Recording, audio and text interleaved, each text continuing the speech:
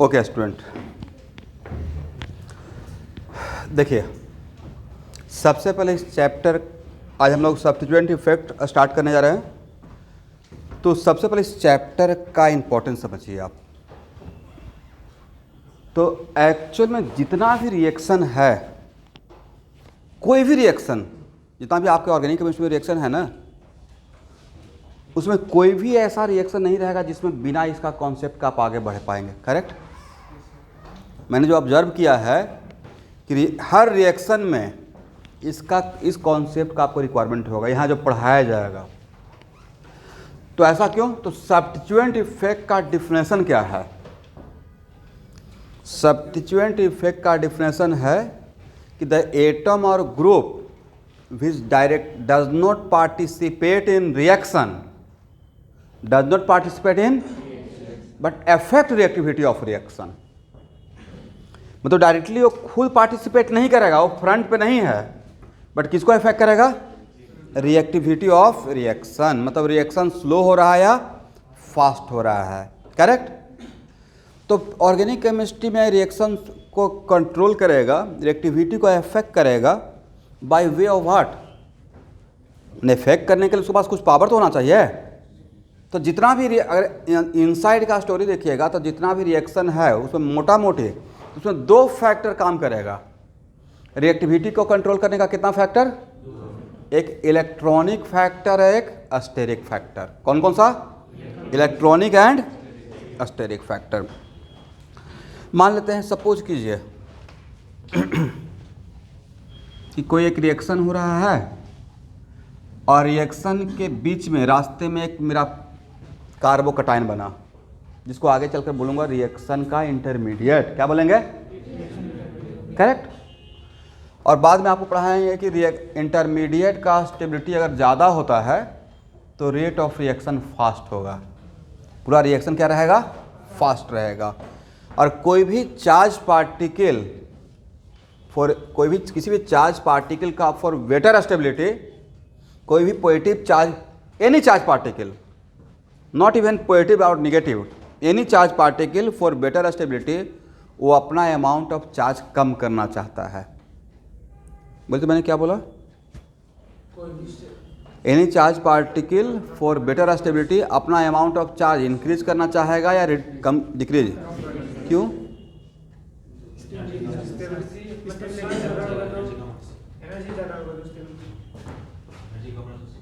एक मिनट इसका ऐसा पॉइंट लिखवाएंगे, ठीक है? इलेक्ट्रोस्टैटिक तो पढ़े हैं। ये मान लेते हैं कि हॉलो स्फीयर है, इसके सरफेस पे क्यू चार्ज है। करेक्ट? तो इसका पोटेंशियल का फार्मूला होता है q²/8πε0r। करेक्ट है ना? और ए निगेटिव चार्ज पार्टिकल है -q। ए q तो क्या? इसका रेडियस, तो इसका भी पोटेंशियल का फार्मूला क्या रहेगा? -q का स्क्वायर, चार्ज का स्क्वायर ना भाई, कितना? 8π। तो ले देकर फार्मूला तो दोनों का यही बन गया। इसका मतलब है कि किसी स्फीयर पे पॉजिटिव चार्ज हो या निगेटिव चार्ज हो, उसका पोटेंशियल एनर्जी, इलेक्ट्रिक पोटेंशियल तो पॉजिटिव रहेगा। वहाँ देखिए, हाँ ना बोलिए फिर। पॉजिटिव रहेगा या निगेटिव रहेगा? पॉजिटिव रहेगा। करेक्ट है? तो भाई पोटेंशियल एनर्जी ज़्यादा तो स्टेबिलिटी कम। तो यहाँ पे एनर्जी को कम करने के लिए क्या? पॉजिटिव चार्ज को कम करना पड़ेगा। और यहाँ भी एनर्जी को कम करने के लिए क्या करना पड़ेगा? निगेटिव चार्ज को कम करना पड़ेगा। तो इस पे निगेटिव चार्ज का अमाउंट कम तो पोटेंशियल कम तो स्टेबिलिटी ज़्यादा। यहाँ पे पॉजिटिव चार्ज कम तो पोटेंशियल एनर्जी कम तो स्टेबिलिटी। दिस इज द वजह। तो हम लोग एटम को क्या मानेंगे? Just like a sphere. Atom को क्या मानेंगे? तो मेरा कोई एटम है जिस पे कटायन है और कोई भी एटम है जिस पे क्या है? अनायन है। तो एक कटायन अपना for better stability positive charge को ज़्यादा करना चाहेगा या कम करना चाहेगा? कम करना चाहेगा। करेक्ट? उसको कॉन्सेप्ट से जो नहीं जानते हैं कोई बात नहीं, मेरे ऊपर ट्रस्ट करके फार्मूला को रट लीजिए, ठीक है? और इस पे निगेटिव चार्ज, तो अपना निगेटिव चार्ज भी क्या करना चाहेगा, कम करना। और ये दोनों रहेगा कहाँ, ये दोनों है को बोलेंगे आगे चलकर इंटरमीडिएट, ये अलग चैप्टर ही पढ़ाने वाला हूँ, बट इसको आप अभी ज़्यादा समझ सकते हैं क्योंकि आप पढ़ रहे हैं फिजिकल केमिस्ट्री में केमिकल काइनेटिक्स, एकदम राइट टाइम पर सब कुछ शुरू हो रहा है, राइट। और इंटरमीडिएट यहाँ होता है टॉप पे, कहाँ पे होता है, और यहाँ से यहाँ के बीच में, यहाँ पे क्या रहेगा, इंटरमीडिएट, और इसको बोलते हैं activation energy, minimum amount of energy, correct है, यह है एक्टिवेशन एनर्जी। तो भाई यहाँ पे जो है उसका स्टेबिलिटी ज़्यादा रहेगा तो थोड़ा नीचे आएगा, और नीचे आएगा तो पाथ बड़ा होगा या छोटा हो जाएगा, तो रिएक्शन देर से कंप्लीट होगा या जल्दी कंप्लीट हो जाएगा, और कोई रिएक्शन जल्दी कंप्लीट हो रहा है मतलब स्लो है या फास्ट है, फास्ट है, करेक्ट। तो इस सब स्टोरी आगे चलकर बहुत बनेगा, बट अभी के लिए क्या हम लोग देख रहे हैं, ओके अभी सिर्फ सुनना है 10 मिनट। इसका मतलब है कि रिएक्शन के बीच में या तो कार्बोकटायन बनेगा, कार्बन आयन बनेगा, या फ्री रेडिकल बनेगा, राइट, या कार्बीन बनेगा, या नाइट्रीन बनेगा, ये सब इंटरमीडिएट है, या ट्रांजिशन स्टेट बनेगा। और इसको हम लोग क्या करेंगे, कोशिश कर इसका रिएक्टिविटी को, किसी रिएक्शन का रिएक्टिविटी को देखने के लिए हम लोग इसके स्टेबिलिटी का ऑर्डर निकालेंगे। और स्टेबिलिटी का ऑर्डर कैसे निकालेंगे, तो उसके लिए हम लोग आसपास के ग्रुप कौन सा है, सब्स्टिट्यूएंट कौन सा लगा हुआ है उसको देखेंगे, वो क्या करेगा, इसको स्टेबलाइज या डीस्टेबलाइज करेगा, करेक्ट। तो स्टेबलाइज और डीस्टेबलाइज, अब यहाँ पे मान लेते हैं कि कोई ग्रुप इसमें लगा हुआ है, कोई ग्रुप एक लगा हुआ है, करेक्ट, इस ओ ग्रुप इसे इलेक्ट्रॉन दे रहा है, तो इसको स्टेबलाइज करेगा या डीस्टेबलाइज करेगा, क्यों, क्योंकि अभी सर आपने बताया कि कोई भी charge particle for better stability अपना अमाउंट ऑफ चार्ज ज़्यादा करना चाहेगा या कम करना चाहेगा, तो डोनर इसको स्टेबलाइज करेगा। बट भाई पूरे ऑर्गेनिक केमिस्ट्री में इलेक्ट्रॉन लेने या देने का जो प्रोसेस रहेगा, लेने या देने का जो प्रोसेस रहेगा वो सब्स्टिट्यूएंट इफेक्ट का प्रोसेस के अकॉर्डिंग होगा। कौन से प्रोसेस के अकॉर्डिंग, तो पूरे ऑर्गेनिक केमिस्ट्री में इलेक्ट्रॉन लेने या देने का प्रोसेस मोटा मोटी यही 3 है ना, हाइपर कंजुगेशन, क्या है, हाइपर कंजुगेशन, इंडक्टिव इफेक्ट और मेसोमेरिक इफेक्ट, करेक्ट। मान लेते हैं इतना तो आप जानते हैं कि मान लेते हैं प्लस एम है, करेक्ट, तो प्लस एम क्या करेगा, डोनेट करेगा, तो प्लस एम टाइप का ग्रुप इसको स्टेबलाइज करेगा, डीस्टेबलाइज करेगा, स्टेबलाइज कर देगा, करेक्ट है। मान लेते हैं यहाँ पे कोई ग्रुप रहता जो एक्सेप्टर रहता, क्या रहता, एक्सेप्टर, तो इसे स्टेबलाइज करेगा, डीस्टेबलाइज करेगा। तो भाई रिएक्शन में पार्टिसिपेट ये नहीं कर रहा है, रिएक्शन में ये पार्टिसिपेट नहीं कर रहा है, पार्टिसिपेट तो ये फ्रंट पे था, फ्रंट पे कौन था, ए था, क्योंकि यही है ना साइट ऑफ रिएक्शन, इसी का बॉन्ड ब्रेक हुआ होगा, बट इफेक्ट कौन कर रहा है, यस, मतलब आग में घी का काम, करेक्ट, खुद झगड़ा नहीं कर रहा है, पीछे से मोटिवेट कर रहा है या तो डिमोटिवेट नहीं तो मोटिवेट होता ना, पीछे से एक दो लोग झगड़ा करना चाहते हैं, नहीं बिछा रहे हैं, तो इधर का बात उधर, उधर का बात इधर, अपने side, rate of reaction fast.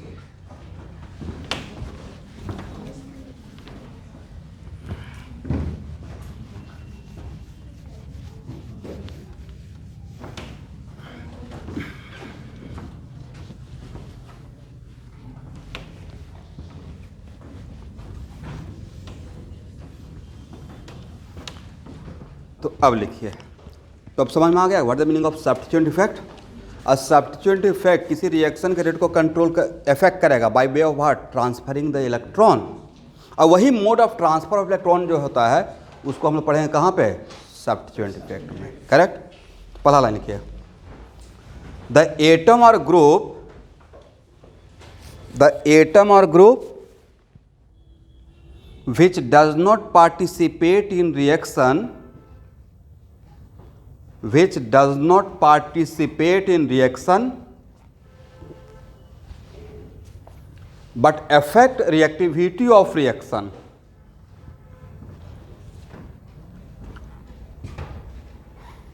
but affect reactivity of reaction is called substituent effect.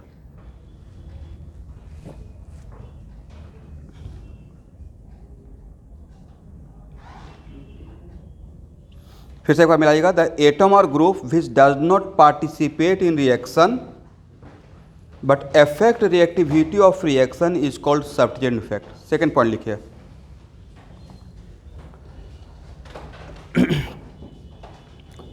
Transfer of substituent effect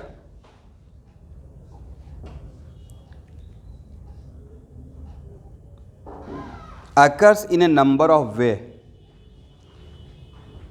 Transfer of substituent effect occurs in number of way, WAY। बोले सब्स्टिट्यूएंट इफेक्ट का ट्रांसफर होने का मतलब भाई electron का transfer होना। Substituent effect का transfer होने का मतलब क्या, इफेक्ट का मतलब क्या यहाँ पे है, इलेक्ट्रॉन का लेने या देने का प्रक्रिया या प्रोसेस को क्या बोल रहे हैं, सब्स्टिट्यूएंट इफेक्ट का इफेक्ट ट्रांसफर होना, correct. Occurs in A number of way, comma, depending upon mode of transfer of substituent effect, depending upon mode of transfer of substituent effect, it is broadly classified as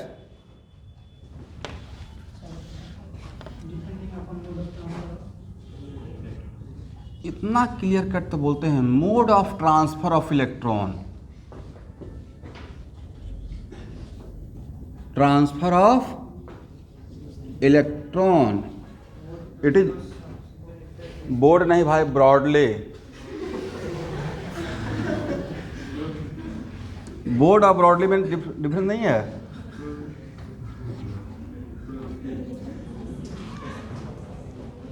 लिखिए,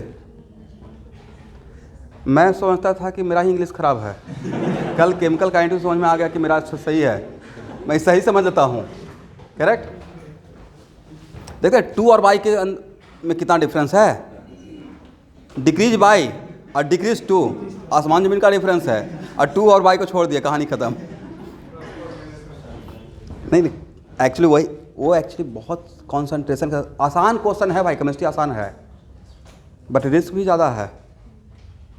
biology बहुत आसान है but कैसे आप लोग बोलते हैं sir बहुत क्लोज ऑप्शन रहता है, क्लोज ऑप्शन रहता है उतना कंसंट्रेशन आप प्रिवेंट करके जाइए, क्लोज ऑप्शन होने का चांस ही मत दीजिए, बहुत क्लोज है। अच्छा, वो पहला युद्ध कब हुआ था अंग्रेज के साथ, 1856 या 1857, राइट, करेक्ट। तो वो 1856 1857 के बीच में ही तो चल रहा है कि एग्जैक्ट क्या था।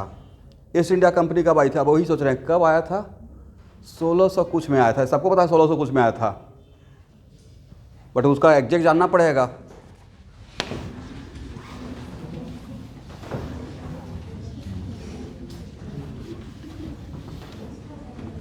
चलिए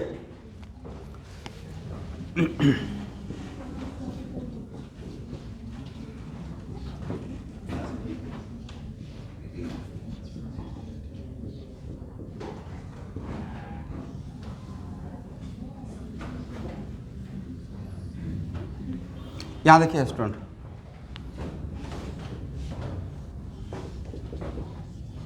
ये समझ गए ना, सब्स्टिट्यूएंट इफेक्ट का ट्रांसफर होना का मतलब इलेक्ट्रॉन का लेने देने का प्रोसेस, प्रक्रिया। पहला सब्स्टिट्यूएंट इफेक्ट को का नाम क्या है, hyper conjugation. Second inductive effect, और थर्ड जो ऑलरेडी हम लोग पढ़ चुके हैं लेकिन फिर भी नाम लिख रहे हैं, कौन सा, mesomeric effect.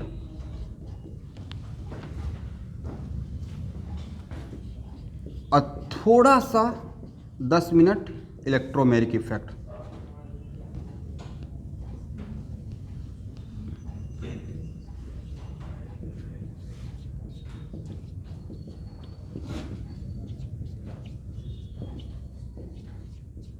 Sometimes steric effect भी रेट ऑफ रिएक्शन को इन्फ्लुएंस करता है, but this one is not electronic effect.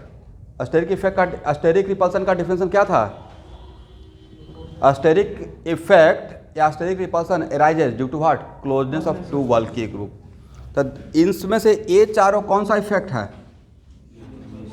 Electronic. कौन सा इफेक्ट है, इलेक्ट्रॉनिक।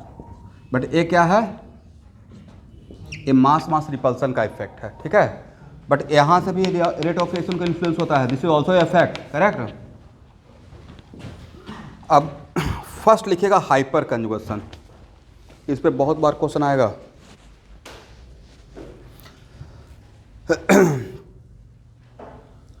लिखिए transfer of this effect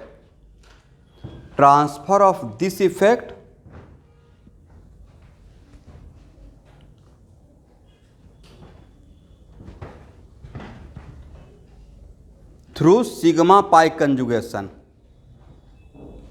transfer of this effect through sigma pi conjugation. यहां देखिए मैंने क्या लिखा, सिग्मा पाई कंजुगेशन। इसका मतलब अभी तक आप पाई बॉन्ड और पाई बॉन्ड का कंजुगेशन का नाम सुने थे, अब एक नया नाम सुन रहे हैं, सिग्मा पाई, मतलब सिग्मा बॉन्ड और पाई बॉन्ड, सिग्मा बॉन्ड और सबसे ज़्यादा कंफ्यूजन इस स्टेटमेंट से आपको क्या रहेगा, उसी को समराइज कर लेते हैं। हेडिंग बना दिया ना अलग से, हाइपर कंजुगेशन। ओके, सबसे पहला कंफ्यूजन ये रहे, कंजुगेशन का मतलब तो सबको पता है, इस क्लासरूम में बैठे हुए सब लोग। कंजुगेशन का मतलब वन का गैप, कंजुगेशन का मतलब वन का गैप। तो सिग्मा और पाई के इसको कंजुगेशन में बोल रहे हैं, मतलब इसके बीच में वन का गैप रहेगा, ये तो समझ में आ गया है। तो दूसरा रहेगा कि सर किसका सिग्मा किसका पाई, किसका सिग्मा और किसका पाई। तो एक्चुअली सिग्मा बॉन्ड्स पूरे ऑर्गेनिक केमिस्ट्री में जो आपका सिलेबस के पार्ट है, अब ऐसा नहीं कि अब सॉल्वेंट्स मॉलिक्यूलर बॉन्ड या जो पीएच डिग्री चलता है और लेकर आ गए, नहीं सर यहाँ तो ये भी लिखा हुआ था, ये भी तो सिग्मा बॉन्ड है कार्बन और क्लोरीन के बीच में, ये भी सिग्मा बॉन्ड है कार्बन और, तो आपको जहाँ तक पूछा जाएगा आप उसी का ख्याल रखिए जहाँ तक नीट में आएगा।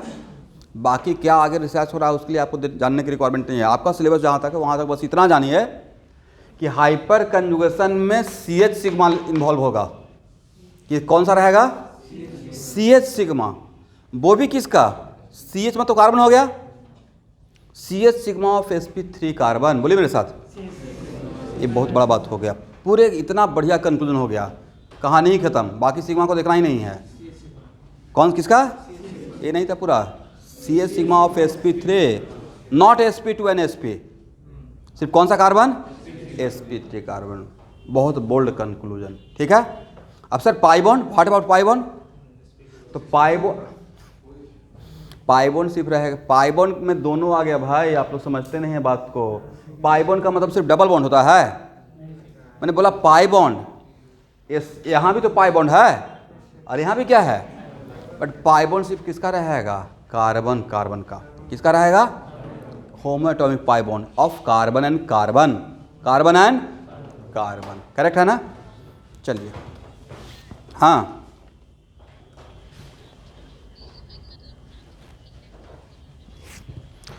फिर से एक बार बातों को ध्यान से सुनिएगा।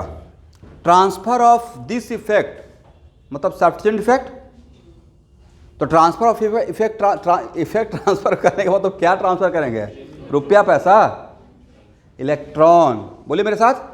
आज के बाद सब्स्टिट्यूएंट इफेक्ट ट्रांसफर होने का मतलब क्या, ट्रांसफर होना है, ट्रांसफर होना है। ट्रांसफर होने का मतलब सिर्फ देना या लेना या दोनों में से कुछ भी हो सकता है। तो आज के बाद जहां भी मैं बोलूंगा कि सब्स्टिट्यूएंट इफेक्ट का ट्रांसफर हो रहा है, वहाँ उसका मतलब है कि इलेक्ट्रॉन का ट्रांसफर हो रहा है, इलेक्ट्रॉन ले रहा है या दे रहा है, और किस चीज़ को इन्फ्लुएंस करने के लिए, रेट ऑफ रिएक्शन को। यही था ना डिफिनेशन में, पहला लाइन में सब कुछ था। सब्स्टिट्यूएंट क्या था पहला line, first line, any atom और group which does not participate in reaction, खुद पार्टिसिपेट नहीं कर रहा है, but effect reactivity of reaction by way of transferring the substituent effect. तो ट्रांसफरिंग द सब्स्टिट्यूएंट इफेक्ट का मतलब इलेक्ट्रॉन का ट्रांसफर, चाहे लेकर या देकर, क्लियर कट है ना। तो आज बात जहां भी बोलेंगे सब्स्टिट्यूएंट इफेक्ट का ट्रांसफर का मतलब इलेक्ट्रॉन लेने या देने की बात कर रहे हैं, एक्सेप्ट स्टैटिक इफेक्ट। चलिए अब लिखिए condition for hyper conjugation, condition for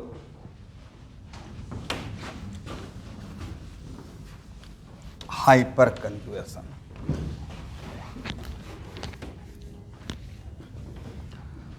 लिखिए CH sigma of sp3 carbon, CH sigma, यहां देखिए स्टूडेंट, ये कौन सा सिग्मा है? CH सिग्मा, और एक कार्बन क्या होना चाहिए? CH sigma of sp3 carbon participate in hyper conjugation, can participate in hyper conjugation, can participate in hyper conjugation. Can क्यों बोले? क्योंकि कंजुगेशन में रहेगा तो पार्टिसिपेट करेगा, अदरवाइज पार्टिसिपेट नहीं करेगा। लिखिए, इसमें कंटिन्यू कर लीजिए। If this CH sigma is conjugated with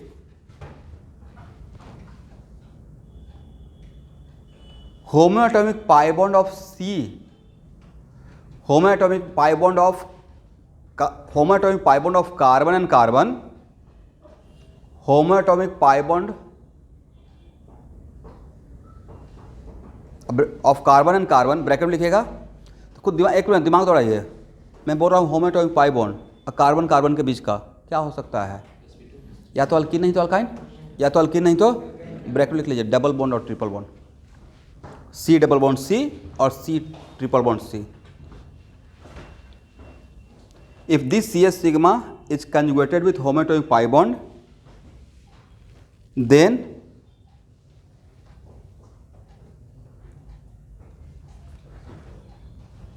hyper conjugation process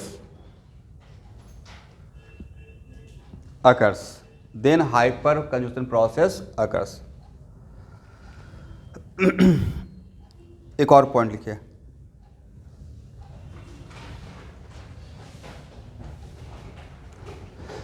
एक मिनट, पॉइंट मत कंक्लूजन लिख लीजिए। इसका मतलब है कि भाई minimum criteria for hyper conjugation to occurs, hyper conjugation होने के लिए मिनिमम क्राइटेरिया क्या होना चाहिए? इस एक मिनट, वैसा कोई भी हाइड्रोजन जो हाइपर कंजुगेशन कर सकता है उसको बोलेंगे हाइपर कंजुगेबल हाइड्रोजन एटम। क्या बोलेंगे? Hyper conjugable hydrogen atom. इसका मतलब हाइपर कंजुगेशन होने के लिए at least minimum at least one hydrogen तो होना पड़ेगा, और कौन सा? Hyper conjugable, correct. और वो हाइपर कंजुगेशन किसका हो सकता है? CH, वो हाइपर कंजुगेशन जो हाइड्रोजन रहेगा वो sp3 कार्बन से अटैच होना चाहिए, नॉट sp2 NSP, राइट। लिखिए कंक्लूजन में, for hyper conjugation to occurs at least one hyper conjugable hydrogen atom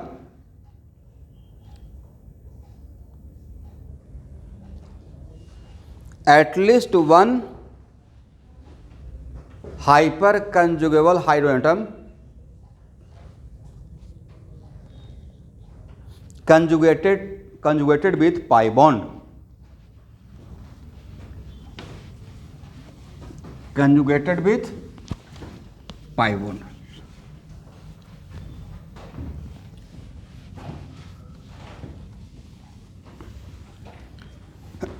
एक और पॉइंट लिखिए student, CH sigma of sp2 and sp carbon, CH sigma of sp2 and sp carbon does not participate in hyperconjugation, does not participate in hyperconjugation।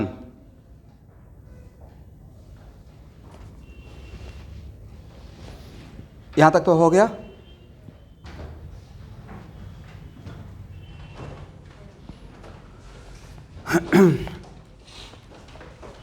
यहां ध्यान सुनिएगा, अभी बहुत बड़ा conclusion है, इसको कम से कम 50 बार बोलूंगा, मोर देन दैट। जो मुझसे एक बार क्लास किए वो जानते होंगे। पूरे ऑर्गेनिक केमिस्ट्री में हाइपर कंजुगेशन कौन करता है? बोलिए, sp3 कार्बन का CH सिग्मा कौन करता है? किसके किसके साथ करेगा? बोलिए, अल्कीन के साथ, अल्काइन के साथ, कार्बोकटाइन के साथ और फ्री रेडिकल के साथ।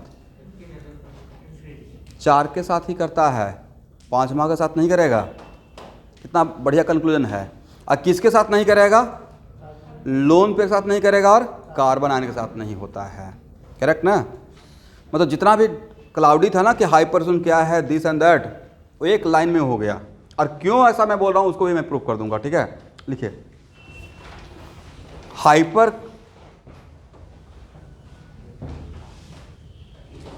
Hyper conjugation occurs in alkyne, alkyne,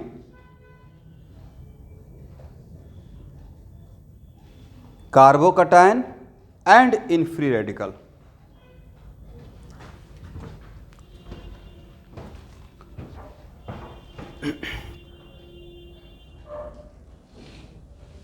किसमें किसमें हाइपर कंजुगेशन होता है? और उन सब में कौन करता है और किसके साथ करता है?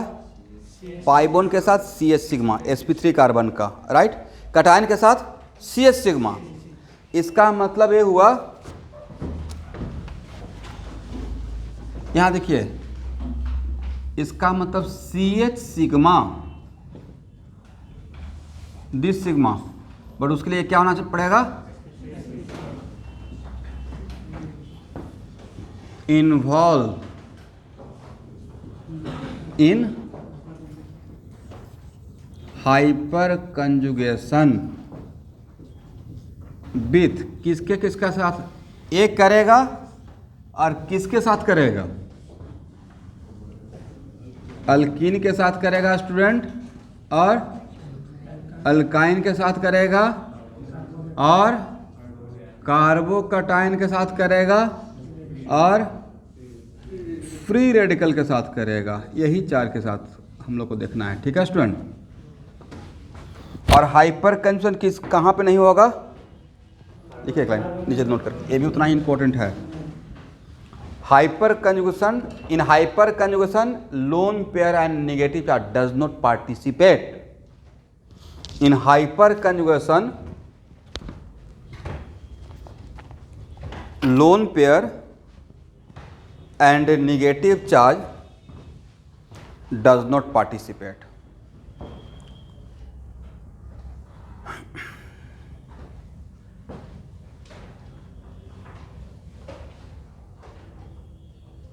हो गया ना?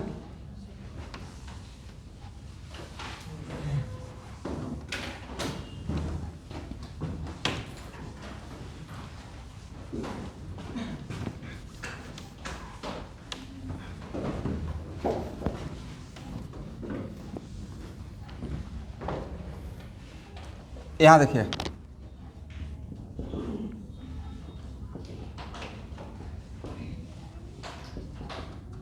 सबसे पहला क्वेश्चन क्यों होता है, कैसे ड्रॉ करना है, वो अभी मेरा लुकआउट नहीं है। इसमें हाइपर कंजुगेशन का प्रोसेस होगा या नहीं होगा? तो हाइपर कंजुगेशन होने के लिए क्या क्या क्या चाहिए आपको? sp3 कार्बन का CH सिग्मा है या नहीं है? ये कौन सा कार्बन?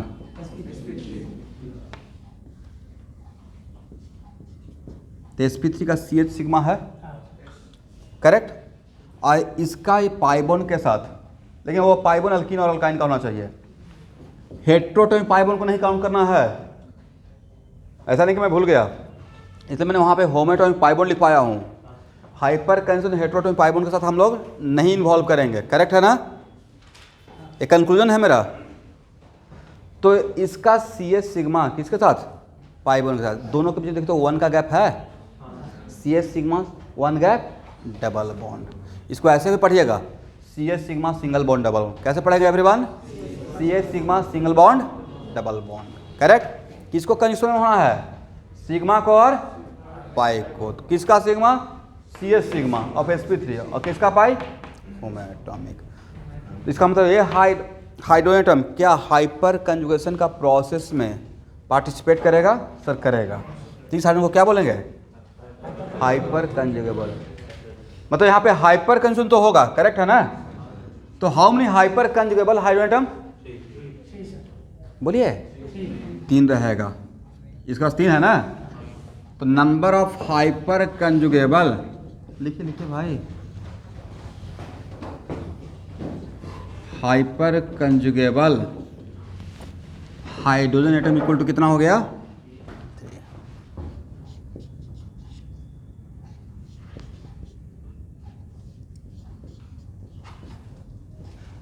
यहाँ पे हाइपर कंजन होगा या नहीं होगा? लिखिए पहले, अच्छे करके बताइए कंजूसन में है या नहीं है। अरे तो पता ना, conjugation does not depend on distance. Conjugation term क्या डिस्टेंस डिपेंडेंट या इंडिपेंडेंट? रिजोनेंस में भी कंजुगेशन टर्म यूज कर रहे थे। यहाँ पे होगा, सिर्फ इस तरफ से होगा या इस तरफ से होगा या दोनों तरफ से हो सकता है? How many hyper कंजुगेबल? 3 यहाँ का 3 यहाँ का 6। Very good.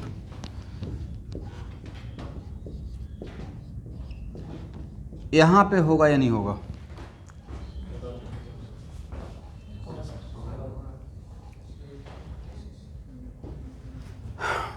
कितना हाइपर कंजुगेबल?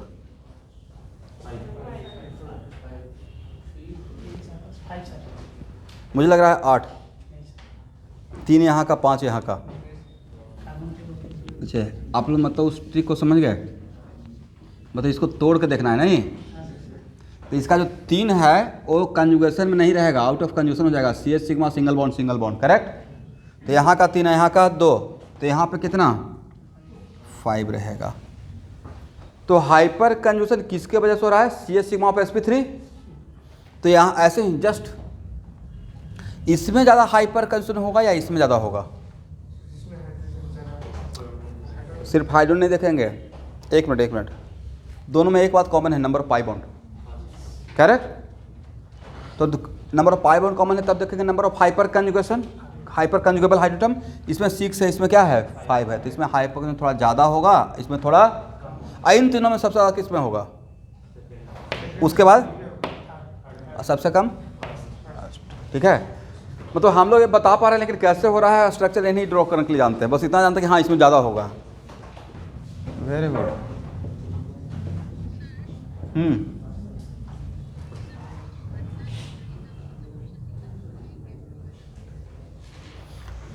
देखिए स्टूडेंट, एक ही बात बार बार नहीं बोलूँगा।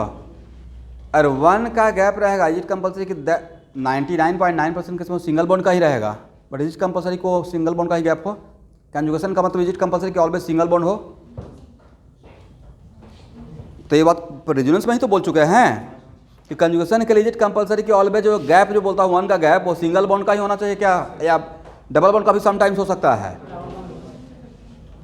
इसलिए कंजुगेशन का मतलब 1 का गैप याद रखिए। हाँ 99% केस में सिंगल बॉन्ड ही रहेगा। ठीक है,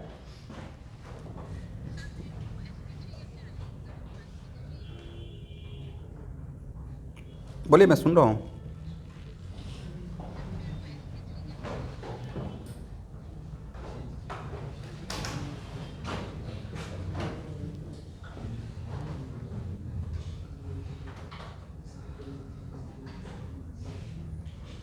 थोड़ा सा वेट कीजिए, ठीक है, थोड़ा सा वेट कीजिए।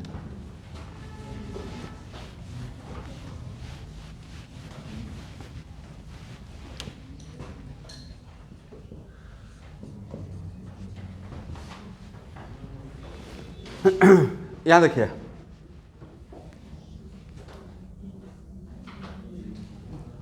यहाँ पे होगा या नहीं होगा? How many hyper conjugable? Number of hyper conjugable 9 हो रहेगा। CH3 यहाँ पे कितना रहेगा नंबर ऑफ हाइपर कंजुगेबल? लिखिए,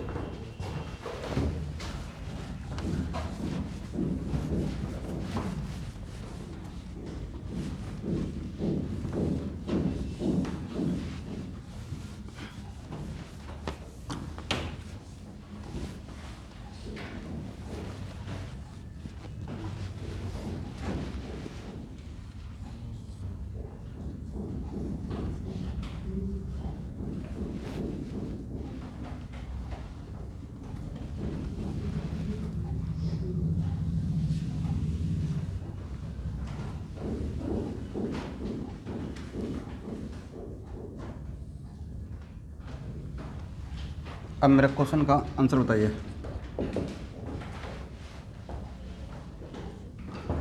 this pi bond is in this pi bond also involve in hyper conjugation. तो इस पाई बॉन्ड के लिए how many hyper conjugable hydrogen atom?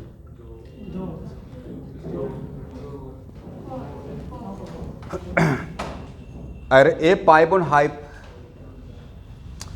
भाई मेरा क्वेश्चन बहुत आसान रहता है, आप लोग इधर उधर का आंसर और इधर उधर का बात करना स्टार्ट करते हैं, बहुत बहुत खराब बात है। पहले जो मैं पूछता हूँ क्रॉस क्वेश्चन मत कीजिए, मैं जो पूछता हूँ उसका आंसर दीजिए, फिर आप पूछेगा मैं आंसर दूंगा। मेरा सिंपल सा क्वेश्चन है क्या है। अब यहाँ पे आने के बाद मैं आपको ये पढ़ाते रहूँ कि sp कार्बन है, sp कार्बन है या sp2 कार्बन है? कौन सा कार्बन है? sp2 है ना, sp2 sp2 sp2 sp2 right. मेरा क्वेश्चन सिंपल सा है, मैं दोनों पाई बॉन्ड के रिलेटेड बात नहीं किया। This pi bond involve in hyper conjugation with how many hyper conjugable hydrogen atom. Question का लैंग्वेज से क्वेश्चन समझ में आता है आप लोग को? एक मिनट रुकिए। क्वेश्चन को यहीं पे लिखा हुआ है तो उसको थीम समझ में आता है। क्या थीम था? मैंने क्वेश्चन क्या किया? This pi bond involve in hyper conjugation with how many hyper conjugable hydrogen atom. तो इसका रिलेटेड सिर्फ इसका बात करेंगे अभी। अब आंसर दीजिए बिना क्रॉस क्वेश्चन किए हुए।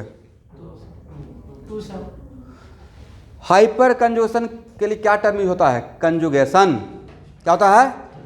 और मैं यहाँ पे लिखवाऊंगा, सब एग्जाम्पल कुछ ना कुछ सिखाने के लिए रहे हैं। तो conjugation is distance independent provided extended conjugation भी हो, करेक्ट। तो सबसे पहले तो आपने यहाँ पे देख लिया। अच्छा यहाँ देखिए, यहाँ भी तो एक हाइड्रोजन है, यहाँ भी एक हाइड्रोजन है, यहाँ पे दो हाइड्रोजन है, यहाँ पे दो हाइड्रोजन है, राइट। सबसे पहले कि इस ये भी तो सी एस सिग्मा है, ये इसके साथ कंजुगेशन में है। एक मिनट, कंजुगेशन तो है बट बाद में रिजेक्ट करेंगे, क्यों नहीं होगा? C S sigma single bond double bond. But भाई ये जो हाइड्रोजन है वो sp2 कार्बन का है। कौन सा कार्बन का? अब मैंने लिखवा दिया है कि किसका सिर्फ सी एस सिग्मा काउंट करते हैं। तो पहला तो ये this one looks like hyper conjugable but it is not hyper conjugable because this is the CS sigma of sp2 carbon, correct। लिख लीजिए एक लाइन पहले यहाँ पे, this one looks like hyper conjugable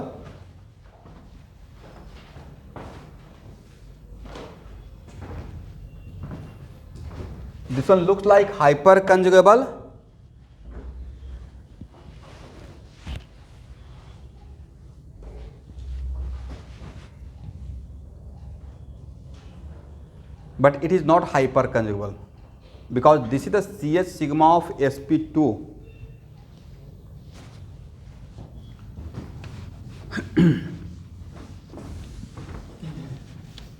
but अब यहां देखें तो स्टूडेंट, एक कौन सा कार्बन?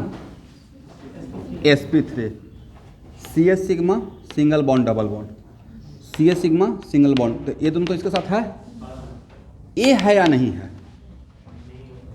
बिल्कुल है, ध्यान से देखिए। मैं एक मिनट, मुझे समझ में आ गया कि आपके दिमाग में क्या चल रहा है। आप लोग सोचे एडजेसेंट,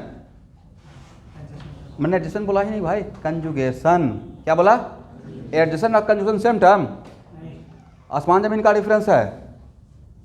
कंजुगेशन का मतलब होता है कि बस कंजुगेशन का सीक्वेंस को फॉलो करते रहे, राइट।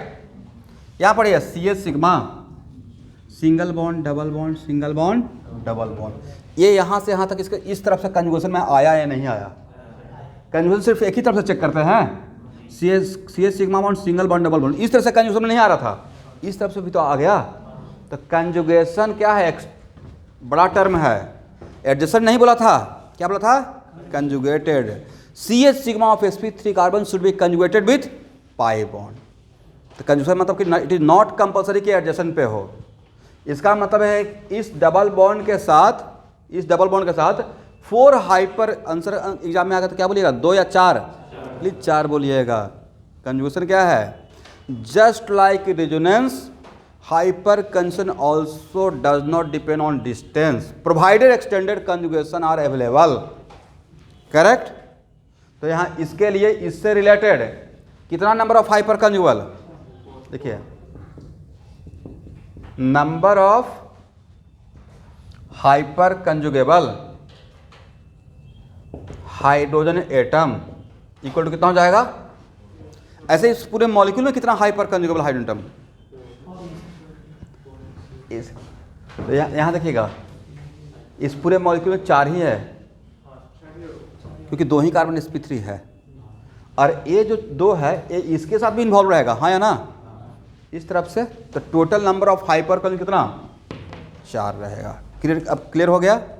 तो यहाँ पे एक पॉइंट लिखना बनता है, नोट करके लिखिएगा, just like resonance, just like resonance, hyperconjugation also does not depend on distance, also does not depend on distance, provided there is extended conjugation available, provided there is extended conjugation available.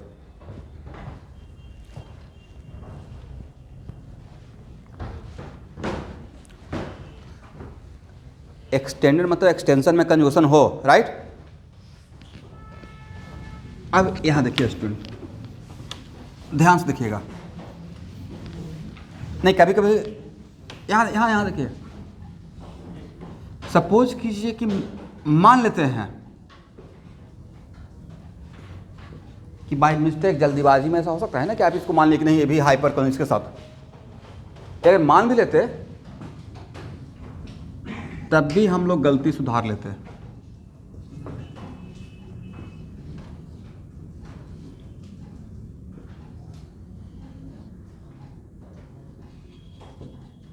हालांकि ये चीज़ अभी मैं बताया नहीं कि how to write down the structure of hyper conjugation, but actually इसमें अभी के लिए फॉर मोमेंट ये अगर यहाँ पे आएगा तो ये यहाँ पे जाएगा, और कंप्लीट एरो का मतलब दोनों इलेक्ट्रॉन आके आ रहा है। तो जैसे ही ये काम कीजिएगा तो this carbon becomes what? sp, जो कि पॉसिबल था नहीं था, ऐसे भी काउंटर हो जाता।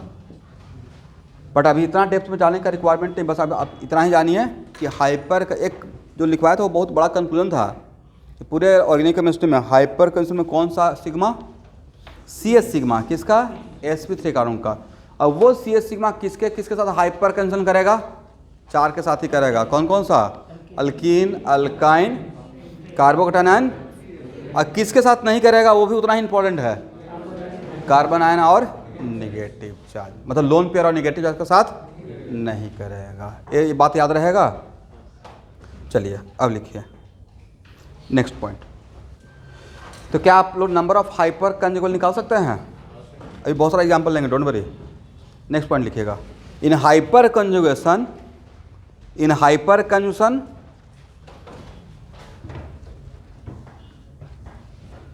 एक मिनट रुकेंगे एवरीवन। रेजोनेंस में एक टॉपिक पढ़ाया था, याद है? How to write a resonating structure. तब तो कॉन्फिडेंस आया कि यहाँ से यहाँ जाना है, तो वही पॉइंट मैं बोल रहा हूँ। हाइपर कंजुगेशन सबसे बड़ा कंफ्यूजन क्या रहेगा? सर स्टार्ट कैसे करें? जैसे मैंने तो कर दिया, क्यों? तो अगर एक लाइन जान जाएंगे तो हो जाएगा। In hyper conjugation flow of electron, in hyper conjugation flow of electron always from CH sigma of sp3 carbon. In hyperconjugation flow of electron always from where? CH sigma of sp3 carbon. किसके तरफ? यहाँ से तो शुरू होगा, जाएगा किसके तरफ? सर या तो अल्कीन की तरफ, 4 के साथ ही तरफ जाएगा ना, या तो अल्कीन की तरफ, नहीं तो अल्काइन की तरफ, नहीं तो कार्बोकेटायन की तरफ, नहीं तो यही 4 के साथ करता है। 2 लाइन में तो सारा कहानी खत्म कर दिए, correct? Yes. In hyper conjugation flow of electron always start from CH sigma of sp3 carbon, CH sigma of sp3 carbon. इतना बोलना ही काफ़ी हो जाएगा। तो वहाँ से शुरू होगा, जाएगा किसके तरफ? आप लोग थोड़ा बोला कीजिए भाई, हाँ ना मिलाना नहीं है, फिल इन द ब्लैंक। किसके तरफ? पाई बॉन्ड किसका? अल्कीन का, उसे थोड़ा हिम्मत बनता है, बोलते बोलते मुझे भी तो थोड़ा ब्रेक चाहिए, तो बीच में थोड़ा जगह छोड़ जाता है कि आप लोग बोलिए पीछे से, तो आप लोग बिल्कुल आराम से देखते रहते हैं। ठीक है, ठीक है। पाई bond of alkyne, pi bond of alkyne, carbocation और यस, और किसके तरफ नहीं जाएगा? यस।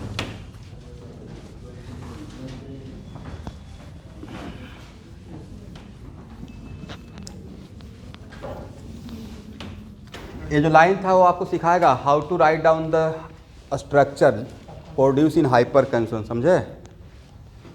अब यहाँ से हम लोग स्टार्ट करते हैं।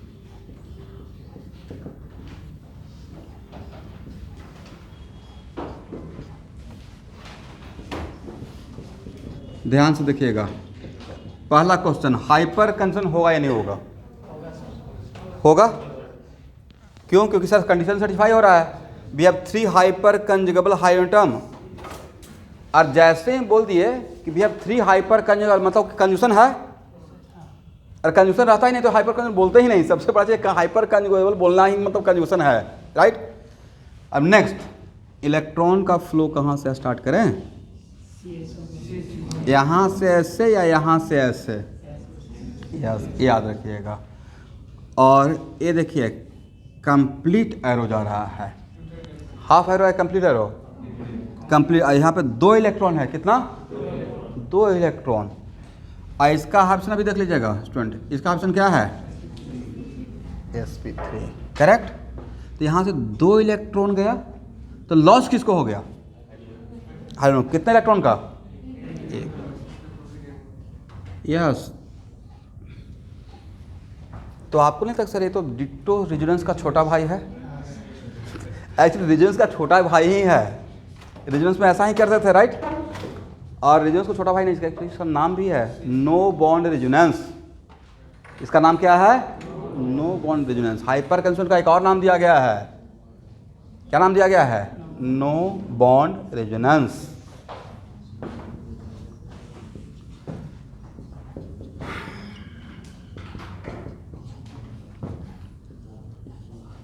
इतना आसान क्वेश्चन आता है नीट में, इस पे यू कांट बिलीव। इसका क्वेश्चन बच्चे छोड़ के आ जाते हैं, फ्री में मार्क्स है, ठीक है? और इस स्ट्रक्चर और इस स्ट्रक्चर के बीच में कैसा एरो दिए हैं? इक्विलिब्रियम का या रेजोनेटिंग स्ट्रक्चर का? मतलब ए और ए इमेजिनरी कॉन्सेप्ट है, क्या है? Imaginary concept. लेकिन आप समझ में आ गया ना कि मैंने एरो यहाँ से क्यों लेके गया? क्योंकि रूल था कि फ्लो ऑफ इलेक्ट्रॉन कहाँ से स्टार्ट करना है? सी एस से, ठीक है? तो मैंने सिर्फ इसके लिए दिखाया, यहाँ देखिए। बट भाई सिर्फ हाइपर किसमें यही हाइड्रोजन जाएगा या ये दोनों भी जाएगा? बट क्या तीनों एक साथ जाएगा? नहीं जाएगा। तो जब ए हाइपर कंसोन करेगा तो ये दोनों क्या करेगा? विराम करेगा, रेस्ट करेगा। और जब ए करेगा तो, और जब ए करेगा तो मैंने 1 ड्रॉ किया, बाकी 2 आप ड्रॉ कीजिए।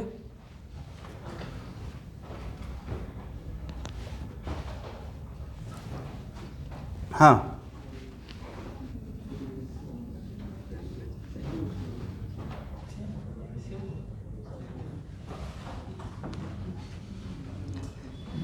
पहले एक काम कीजिए स्टूडेंट कि मैंने एक का ड्रॉ किया, बाकी दोनों का ड्रॉ कीजिए। आपको ऐसा लग रहा है कि H+ बाहर आ गया है, बट H+ बाहर नहीं मॉलिक्यूल से आया है। पहले ड्रॉ तो कीजिए।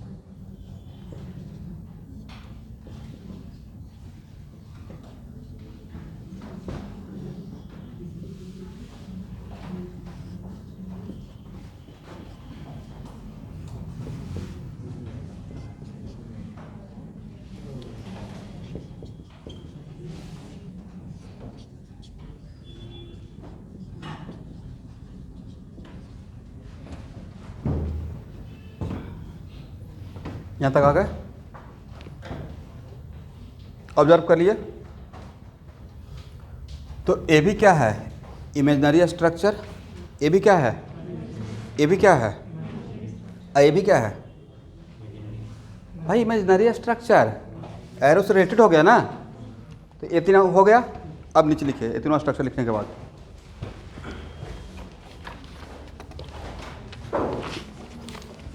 एक पूरा स्ट्रक्चर लिखने के बाद नीचे लिखिएगा पॉइंट बनाकर, hyper conjugation is just like resonance. Hyper conjugation is just like resonance.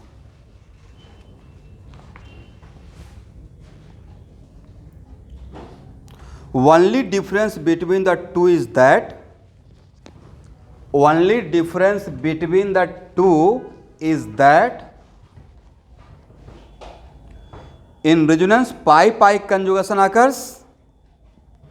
Only difference between the two is that in resonance pi conjugation occurs.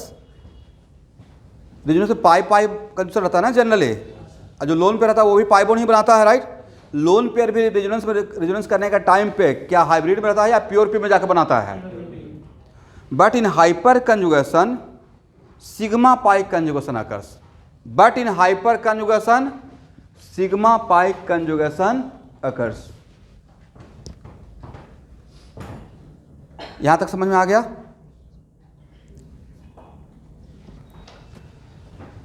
Hyper conjugation is just like resonance.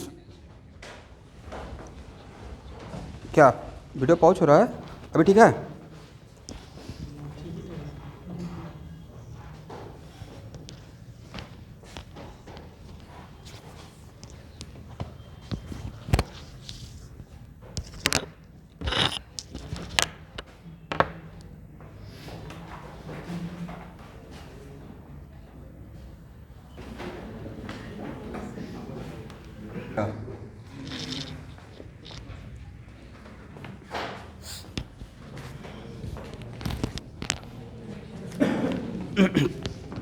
एक बार मैं फिर से बोल देता हूँ, hyper conjugation is just like resonance, only difference between the two is that in resonance pi conjugation occurs, but in hyper conjugation sigma pi conjugation occurs. देखिए hyper conjugation को बहुत बढ़िया समझ लीजिए भाई, बहुत रिएक्शन में बहुत बार आएगा। यहाँ तो सिर्फ पढ़ रहे हैं क्योंकि यहाँ ठीक है डायरेक्ट क्वेश्चन आ गया देन फाइन, बट इसका बहुत विगरस यूज होगा रिएक्शन में, या acidity basicity of organic compound में, ठीक है, या रिएक्शन इंटरमीडिएट में, क्योंकि नाम ही है सब्स्टिट्यूएंट इफेक्ट। चलिए सेकेंड पॉइंट लिखिएगा, इसी में एक और पॉइंट बनाइए, ऐसा पॉइंट पर स्टार्ट देते रहिएगा। Hyper conjugation of CH bond, hyper conjugation of CH bond leads to a new structure, leads to a new structure. यहां देखिए, यहां देखिए, hyper conjugation of CH bond leads to a new structure in which CH bond is broken, in which CH bond is broken. That is why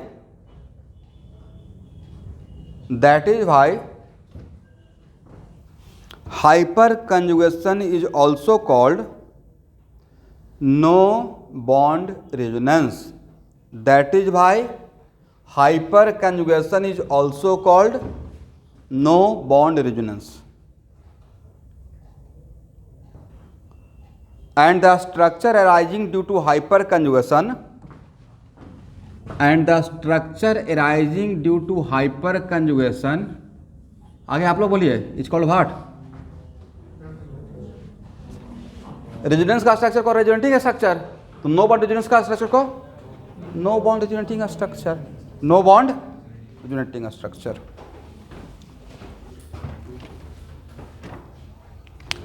अब बात नहीं करना है, एक मिनट। अब जैसे ही इसका बोल दिया कि इसका नाम नो बॉन्ड रेजोनेटिंग स्ट्रक्चर, तो रेजोनेटिंग स्ट्रक्चर और व्हाट, रियल या इमेजिनरी? Imaginary, correct. तो भाई इसका रियल कॉन्सेप्ट क्या रहेगा? Resonance hybrid. तो इसका हाइब्रिड को क्या बोलेगा? No bond resonance hybrid, no bond. तो यहाँ पे जितना भी आपको स्ट्रक्चर दिखाए हैं उसमें, और यहाँ ध्यान से देखिएगा, how many no bond resonating structure? A रहेगा फर्स्ट, ए रहेगा फर्स्ट को ही 3 बार लिखा हूँ, ए रहेगा सेकेंड, ए क्या रहेगा थर्ड, ए क्या रहेगा फोर्थ, ए क्या रहेगा फर्स्ट। इसका मतलब है कि one no bond resonating structure differ from other with respect to what? With respect to position of C H sigma and pi bond, with respect to position of C H. तो यहाँ देखिएगा,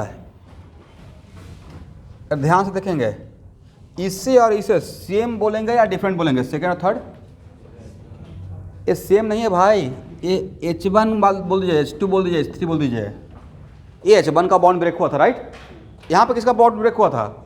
H2 का। यहाँ पे किसका bond break हुआ था? H3 का। बताए थे ना, रिजोनेंस में बिल्कुल मॉलिक्यूल को फ्रीज कर देते हैं। तो who is responsible for hyper conjugation process? C H sigma and pi bond. तो उसके रिस्पेक्ट में डिफरेंस देख लीजिएगा। चलिए, then how can we draw the resonance hybrid? Resonance hybrid draw करने का तरीका क्या था? सर, जो रेजोनेंस के लिए रिस्पॉन्सिबल था उसको छोड़कर आप बोलते थे स्ट्रक्चर ड्रॉ करने के लिए। तो नो बॉन्ड रेजोनेंस हाइब्रिड के लिए जो नो हाइपर कंजुगेशन के लिए रिस्पॉन्सिबल रहेगा उसको छोड़कर क्या करना है? तो कौन कौन हाइपर कंजुगेशन के लिए रिस्पॉन्सिबल है? Sigma bond, sigma bond, sigma bond और पाई बॉन्ड। तो इस सिग्मा को छोड़ और पाई बॉन्ड को छोड़कर बाकी सबको सजा देंगे तो नजर कैसे आएगा?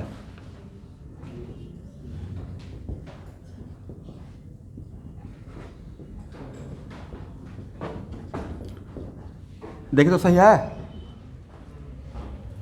यही तो तरीका था हाइब्रिड ड्रॉ करने का, किसको छोड़कर? जो उस प्रोसेस के लिए रिस्पॉन्सिबल था उसको छोड़कर। तो कौन रिस्पॉन्सिबल था? C H sigma and pi bond. उसको मैंने नहीं दिखाया, अब ऐसे दिखाएंगे। यहाँ देखिएगा, यहाँ पे अभी इस आपका क्वेश्चन का आंसर है जो आप में से पूछ रहे थे, साहिल या सनी।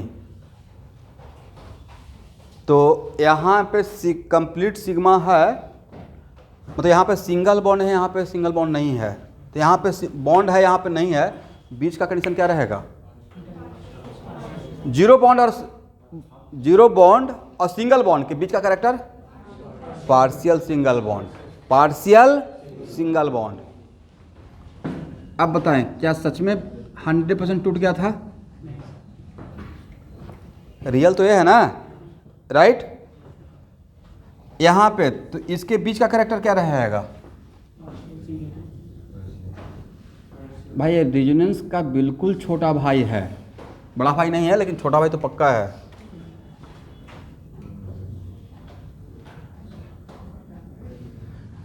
और रेजोनेंस में एक चीज़ पढ़ाया गया था कि अगर कोई भी एक आर एस न्यूट्रल है तो सारा आर एस क्या रहेगा? न्यूट्रल रहेगा, करेक्ट? तो यहाँ पे लिख सकते हैं डेल प्लस और डेल प्लस, और यहाँ पे क्या लिखेंगे एवरीवन? Del dash minus. ये हो गया रेजोनेंस हाइब्रिड।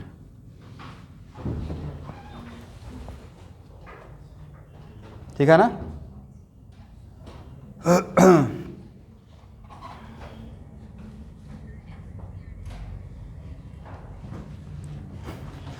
ठीक है, ये भी बोल सकते हैं भाई ये है नो बॉन्ड रेजोनेंस हाइब्रिड। हाई ये ज़्यादा बेटर रहेगा, ये नो बॉन्ड रेजोनेंस हाइब्रिड। चलिए अब इसको ऑब्जर्व कीजिए। ऑब्जर्वेशन के बाद कुछ बताइए, तो क्या आपने देखा कि हाइपर कंजक्शन होने से क्या क्या हो रहा है?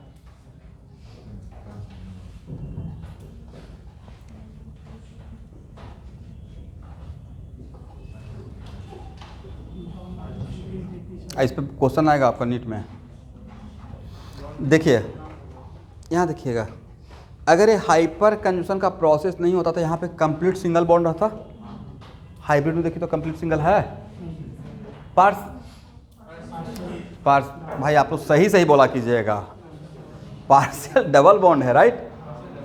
तो यहाँ से यहाँ आने का मतलब बॉन्ड ऑर्डर इंक्रीज हुआ ना, सिंगल बॉन्ड से ज़्यादा बॉन्ड। तो बॉन्ड क्या होगा, इसका बॉन्डिंग थोड़ा ज़्यादा दिख रहा है, राइट। इसका मतलब है कि ड्यू टू ऐसा ना कि just like resonance hyper conduction also modify the bond length, hyper conduction also modify the, और कहीं का इंक्रीज करता है एट द कॉस्ट ऑफ कहीं का डिक्रीज करता है। क्या सब जगह का डिक्रीज करता है? यहाँ का क्या किया, डिक्रीज, यहाँ का इंक्रीज। भाई अगर हाइपर कंडक्शन नहीं रहता तो कंप्लीट सिंगल बॉन्ड रहता, बॉन्ड अगर 1 रहता, क्या रहता, but due to hyper conduction ये सब कंप्लीट सिंगल रहा। यहाँ देखिएगा, इन दोनों कंपेयर कीजिएगा, यहाँ से यहाँ आना bond order decreases, bond order decreases, then bond length increases, correct है ना। तो यहाँ का इंक्रीज हो रहा है बॉन्ड लेंथ, यहाँ का बॉन्ड लेंथ डिक्रीज हो रहा है। व्हाट अबाउट यहाँ का बॉन्ड लेंथ इंक्रीज हो रहा है। क्यों इंक्रीज हो रहा है? इसका यहाँ से कंपेयर करेंगे ना, तो यहाँ पे कंप्लीट बॉन्ड, यहाँ पे अगर नहीं होता तो बॉन्ड ऑर्डर 2 रहता, यहाँ पे बॉन्ड ऑर्डर लेस देन 2 हो गया, तो bond order decreases, bond length increases. एक ऑब्जर्वेशन तो ये हो गया। दूसरा, इसका ऑप्शन बोलिए, और इसका sp3 क्या है? इसका मतलब है hyper conjugation also modify a state of hybridization. इसका क्या था एवरीवन? sp3। यहाँ पे क्या नजर आ रहा है? sp2, करेक्ट है ना। इसका मतलब इसमें भी जिस स्ट्रक्चर में पूछा जाएगा उस स्ट्रक्चर का ऑप्शन बताना है। पायरोल के जैसा नहीं कि लोन पर all the time involve in चक्रव्यूह। इसका एरोमेटिसिटी का याद है कि नहीं? कल का क्लास का, कल तो क्लास लिया ही नहीं था, परसों क्लास का। कल बैठ के पेपर बना रहा था, पेपर आप लोग का बन गया है 3rd पास्ट टेस्ट में।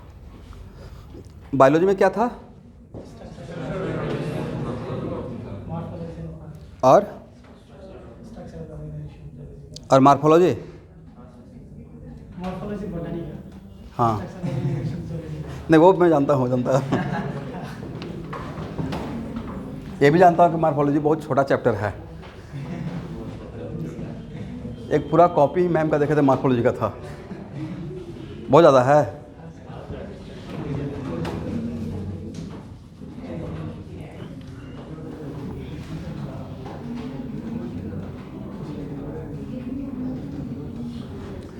चलिए एक लाइन लिखिए,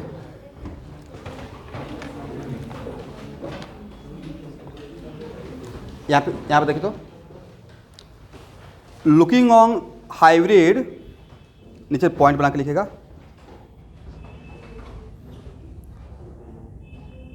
looking on hybrid it appears very clear that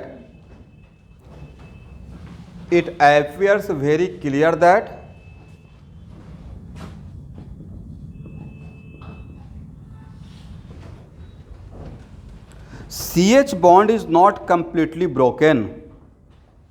CH bond is not completely broken in hyperconjugation. CH bond is not completely broken in hyperconjugation. It is only elongated. It is only elongated.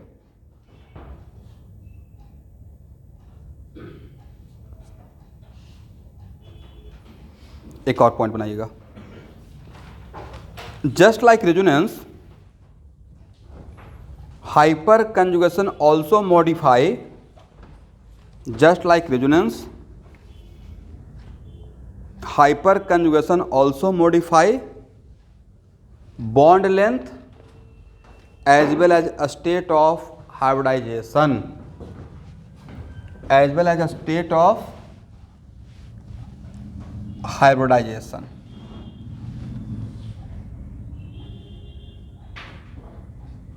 तो student इसी यहाँ देखिएगा,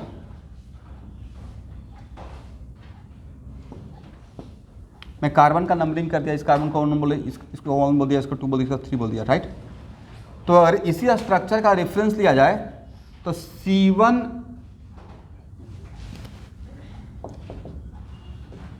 HC3 का bond length due to hyper conjunction सही है ना। A bond length क्या हो रहा है, इंक्रीज हो रहा है, और C2C3 का बॉन्ड लेंथ स्टूडेंट, और C1C2 का इंक्रीज हो रहा है, समझ गए। और इस पे आपको ऑर्डर पूछा जाएगा, मतलब इस पे अच्छा खासा क्वेश्चन रहेगा। ये सब ऐसा सेक्शन है जिसमें आपको बिल्कुल आसानी से क्वेश्चन बन जाएगा, ठीक है। तो आज जितना भी क्लास में मैंने बोला या पढ़ाया, अभी जस्ट स्टार्ट हुआ है, अभी कंप्लीट कम से कम 3 आवर चलेगा हाइपर कंजुगेशन, तब जाकर एकदम 100% आपका कॉन्सेप्ट क्लियर हो जाएगा। अब बाकी तो बार बार आते ही रहेगा, तो यहाँ से ही नेक्स्ट क्लास कंटिन्यू करूँगा। यस।